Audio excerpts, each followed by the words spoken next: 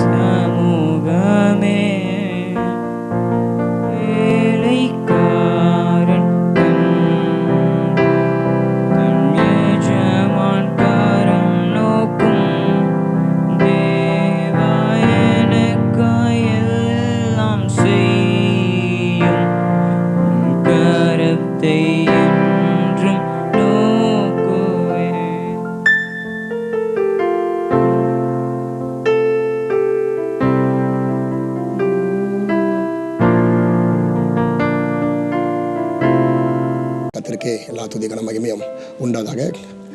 அப்போஸ்தலனாகிய பவுல் சொல்கிறபடி 2 தீமோத்தேயு 2:3 வாசிக்கிறபடி, நீ கிறிஸ்துவுக்கு நல்ல போர்ச்சனாய் இரு என்று சொல்கிறபடி அருமையான ஐயா அவங்க ஒரு நல்ல ஒரு போர் வீரராக இருந்திருக்கிறாங்க. அதில் 3 காரியத்தை பவுல் சொல்கிறார்.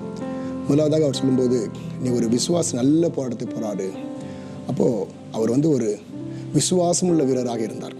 குன்றத்தூர் போகும்போது எங்கள் சொன்ன ஒரு வார்த்தை 2012ஆம் ஆண்டு அவர் சொன்னார், இந்த மாதிரி ஆவிலேருந்து சில உதவி பண்ணுவோம், ஒரு உதவி, மற்றபடி நீங்கள் கத்தரதான் விசுவாசம் என்று சொன்னாங்க. எனவே அவர் ஒரு நல்ல ஒரு விசுவாசமுள்ள வீரராக இருந்தார். 2வது ஜெபிக்கிற வீரராக இருந்தார். ஐயா அவங்க ஒரு ஜெப வீரராக இருந்தார். கடைசியாக அவர் சொல்லுவார், பவுல் சொல்லுவார், தேவன் நமக்கு பயமுள்ள ஆவியை கொடாமல் என்று சொல்கிறபடி அன்பும் பலமும் தெளிந்த புத்திர ஆவியை கொடுத்திருக்கிற வார்த்தையின்படி அவர் பயமில்லாத ஒரு வீரராக இருந்தார்.